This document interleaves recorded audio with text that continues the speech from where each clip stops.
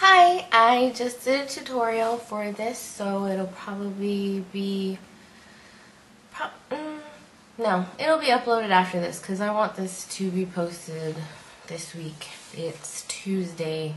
I want this up by Thursday. So the last vlog, that first vlog, first of all, thank you so much for all that positive feedback, all the positive words.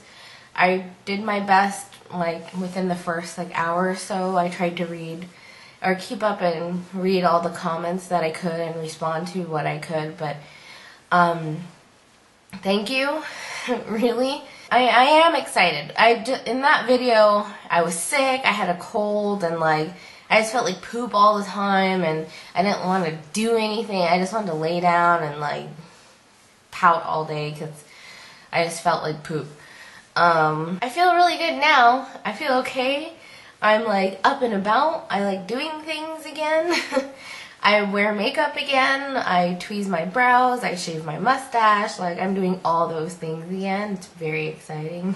I'm now 16 weeks exactly today. The only symptoms I have are tiredness. I'm really sensitive to salt. My little sausages swell up even more, believe it or not. I get migraines real bad. If I wasn't hormonal, my hormones were bad enough before, they're probably worse now. I cry over everything. I can spend a whole day crying for no reason at all. No reason. I could start crying right now if I wanted to. Or if I'm not crying, I'm raging monster angry for nothing or overacting. My stomach has popped significantly out.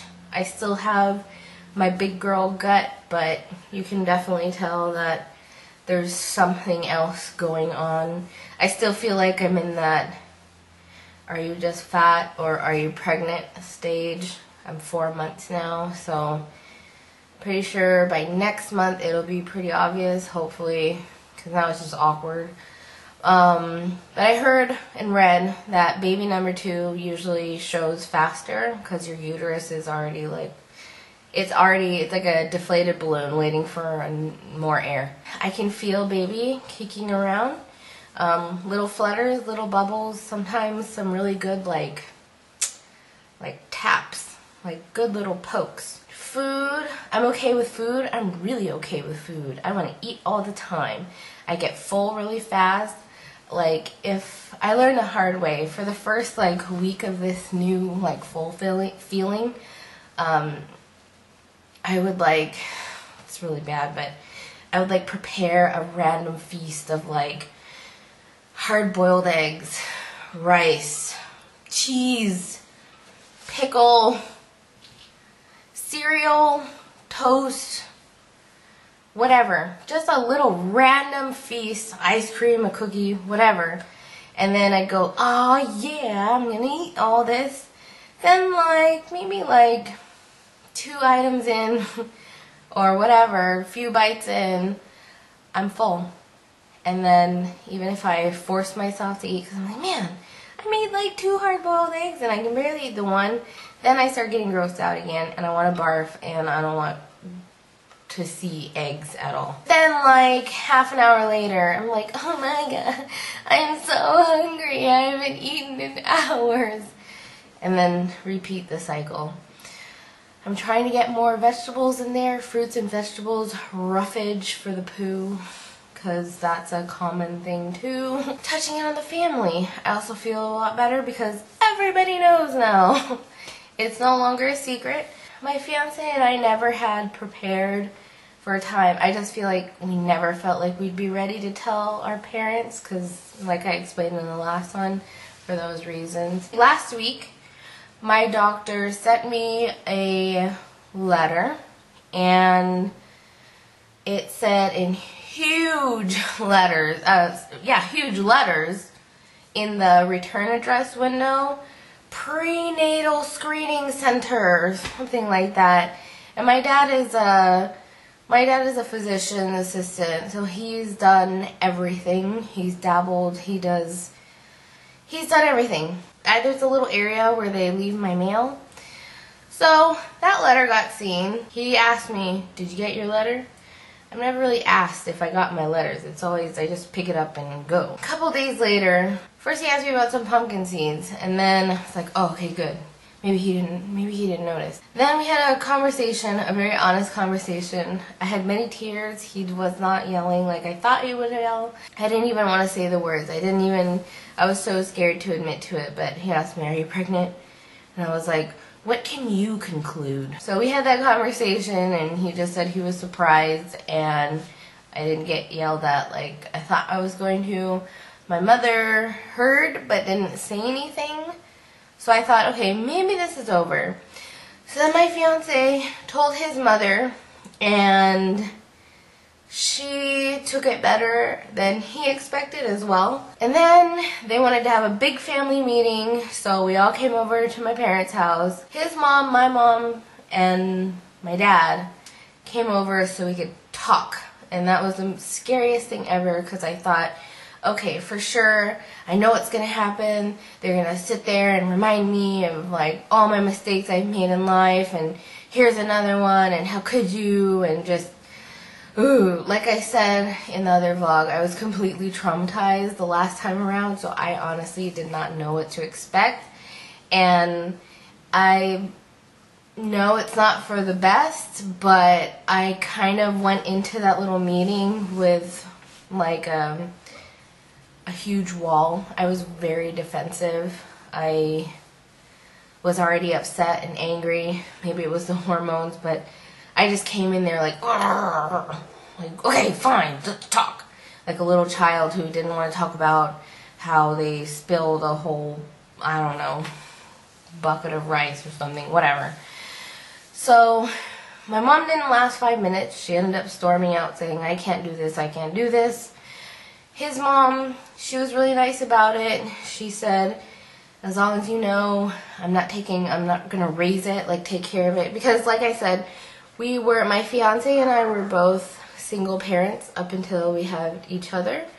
And of course, like single parent, I had a lot of help and support from my parents as he did from his mom. So when we're working, or you know, mainly when we're working, going to school, whatever, all we had to rely on was our parents. So she just wanted to make sure, like, hey, you guys can't just leave your baby here and take off or something. I would never do that. But my dad, in a nutshell, was surprised, concerned, and acknowledged that this is an entirely different situation, and there was no disappointment, which kind of blew me away, because I thought that's what everybody was feeling. So my mom stormed out. She was hysterically crying, but she's always crying like that over anything. So whatever. I don't know what to say or do about that. It's actually been a couple days now,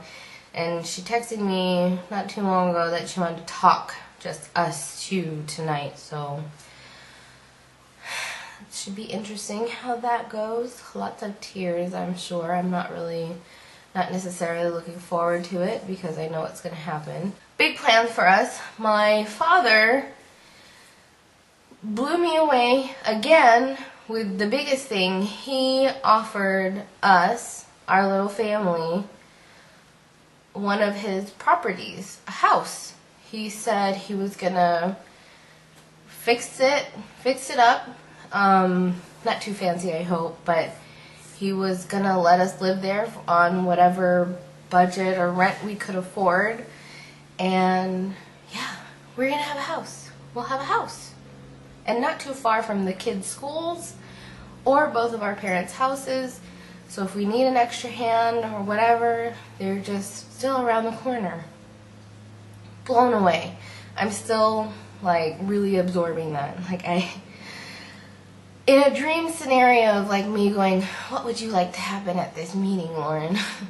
I would not even think of something like that. I would not think that was capable of happening. I'm really comfortable. I feel really okay now. I feel relieved. I feel less pressure and just anxiety. And I wake up feeling excited for the day again. Oh, tomorrow we'll be finding out 100% the gender. I say 100% because during the our 12-week ultrasound, the lady told us, the doctor told us, but I was only 12 weeks, but she said, oh, I could tell you what it is. She said it was 90%. I would like to know 100% before I start telling people. Oh, Malaya's reaction. When I told her, actually told her on Halloween when I was doing her makeup, and I said, I have something to tell you. And she goes, oh no, please don't tell me what I think it is. Oh no, please, please. I'm like, what? What do you think it is? She said, I don't even want to say it. I said, well, it's a baby. And then she goes, oh my gosh, who's gonna pay for it? You can't just have a baby. Those are expensive. You have to go to the hospital. You have to pay for that stuff. And I'm like, hey, yeah, it's cool, man. Like, I got this. It'll be okay. Don't you worry. Then she's like, okay, please, please, please, please, please don't be a boy. I want a baby sister. I want a sister. And then I said, well, what happens if it's a boy then? She's like, oh, I don't know. And then I said, well, if it's a baby sister, you can dress up with her and match with her and wear silly tutus and we can do makeup all day long. And then she said, but if it's a girl, I'll have to be all careful and clean with her. Because Malaya is an outside lady, climbing in the trees lady. And I said, okay, well if it's a boy, then you can teach him how to play with your plastic dinosaurs and the mud. She's like, oh, okay, actually, I want it to be a boy. So, everyone's on board for boy. Fiance wants a girl. I want a girl, but honestly, I have to truthfully say, at first, I was really against the idea of having a boy. And it was really selfish. And then I realized, like, even my friend told me, she's like, you know what? People can't even have babies. People are spending like thousands of dollars so they could even hope for a chance to conceive. And I'm like, yeah. And then I got to thinking, yeah, that's really, really bad of me to think and say. It's really selfish. So I should be happy for whatever the outcome, girl or boy. Like, it's still my baby. I'm not going to love it any less if it's a girl or a boy.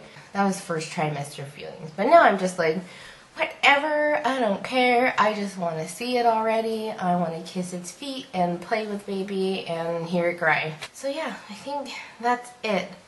This is part 1 of this vlog. I'm going to whittle it down and then add in the gender reveal moments and feelings. So yeah, that's all. Yeah. To be continued.